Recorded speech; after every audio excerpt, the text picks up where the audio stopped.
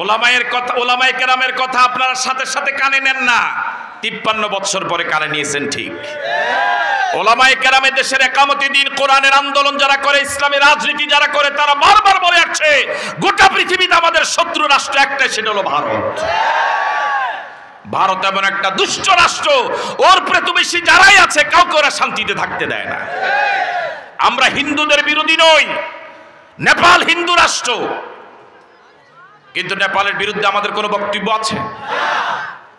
তাহলে ভারতের হিন্দুদের বিরুদ্ধে আমাদের নয়, ভারতের সরকার, ভারতের ওই চরিত্র যতদিন পরিবর্তন না হবে পৃথিবীর কোন রাষ্ট্রের কাছে তারা সম্মান পাবে না।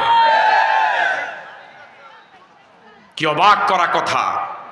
দেশ স্বাধীন করেছে মুক্তিযোদ্ধারা 71 সনে জীবন দিয়ে। এখন আমাদের স্বাধীন দেশ 53 বছর পরে ওরা আমাদের দেশ নিয়ে নাক গলায়। আসলে ওদের কলিজা যে আঘাত লেগেছে, ওরা তো স্বপ্ন দেখছিল বাংলাদেশকে ওরা করদ রাজ্য বানাবে, ওরা সিকিম ভুটানের মতো ওরা অঙ্গরাজ্য বানাবে। ওরা বাংলাদেশের সাথে এতদিন বন্ধুত্ব করেনি, ওরা বন্ধুত্ব করেছে একটা নির্দিষ্ট দলের সাথে।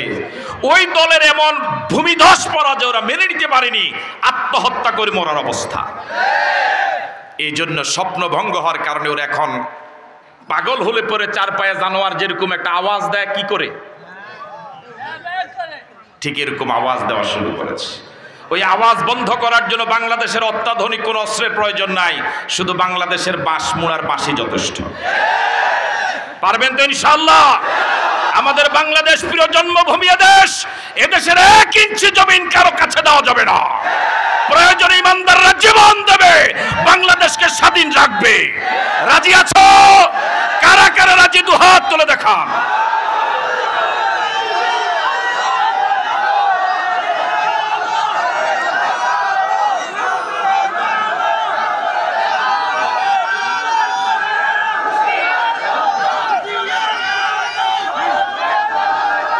এতদিন ওরা আমাদেরকে বুঝাতো আমরা ভারত ছাড়া চলতে পারবো না।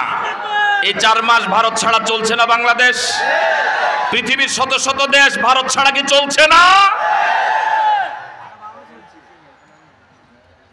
এতদিন যারা ওদের ছাড়া বাকি বাংলাদেশের কোটি কোটি মানুষকে পাকিস্তানি বলতো, রাজাকার বলতো, আমার ভাইরা কেউ পাকিস্তানে পালায়া যায় নাই।